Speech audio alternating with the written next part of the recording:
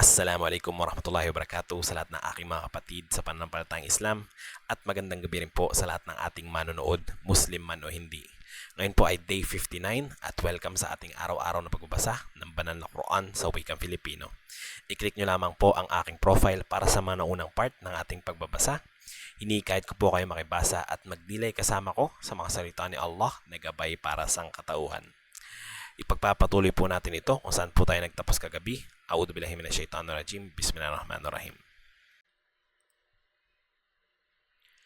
Kapag binabasa ang Quran, ay makinig kayo rito at magbigay pansin upang kayo nawa ay kahabagan. Alalahanin mo ang iyong Panginoon sa iyong sarili nang may pagpapakumbaba at takot nang hindi hayagan sa pananalita sa araw at sa gabi, at huwag maging kabilang sa mga walang pakialam. Tunay na yaong malalapit sa iyong Panginoon ay hindi pinipigilan ng pagmamalaki sa kanilang pagsamba sa Kanya. Sila ay lumululuhati sa Kanya at nagpapatira pa. Suratul Anfal, ang pinahihintulutang kulimbat sa labanan. Sa ngalan ni Allah, ang maawain, ang mahabagin. Tinatanong kanila, O Muhammad, tungkol sa mga pinahihintulutang kulimbat sa digmaan. Sabihin, ang pinahihintulutang kulimbat sa digmaan ay para kay Allah at sa Kanyang sugo. Katakutan ninyo si Allah at isaayos ang namamagitan sa inyo. Sundin ninyo si Allah at ang Kanyang sugo kung kayo ay mga nananampalataya. Ang mga nananampalataya ay yaon lamang tuwinang napaalalahanan tungkol kay Allah, ay nangangamba ang kanilang mga puso, at tuwinang binabasa sa kanila ang Kanyang mga talata ay pinatataas nito ang kanilang pananampalataya, at sila sa kanilang Panginoon ay nananalig.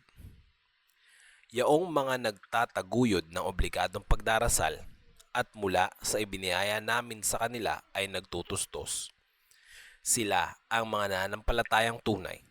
Para sa kanila ang matataas na antas sa kanilang Panginoon. Gayon din ang kapatawaran at maraming biyaya. Tulad ng kung paanong pinalabas ka ng iyong Panginoon mula sa iyong bahay sa labanan ng Badr ng buong katotohanan, habang ang ilan sa mga nananampalataya ay umaayaw dito.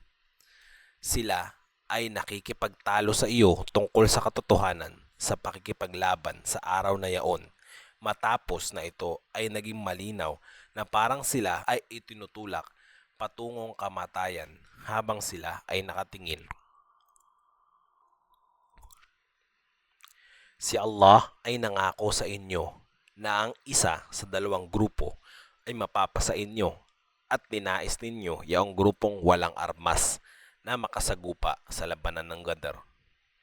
Ngunit ninais ni Allah na pairalin ang katotohanan sa pamamagitan ng Kanyang mga salita at wasakin ang mga hindi nananampalataya.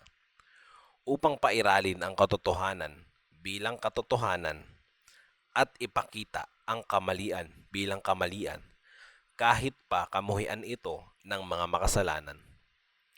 Nang humingi kayo ng tulong sa inyong Panginoon at siya ay tumugon sa inyo na, ako ay tutulong sa inyo sa pamamagitan ng 1,000 maanghel na magkakasunod.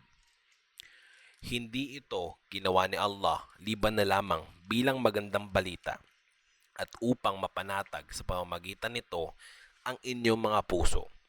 Walang tagumpay liban pa sa pamamagitan ni Allah. Tunay na si Allah ay makapangyarihan at maalam. Hanggang dito na lamang po muna. Insyaallah bukas po natin pagpapatuloy ang karugtong nito. Maraming salamat po sa pakibasa at pakikinig. Gantimpalaan nawa tayo ni Allah. Assalamualaikum warahmatullahi wabarakatuh.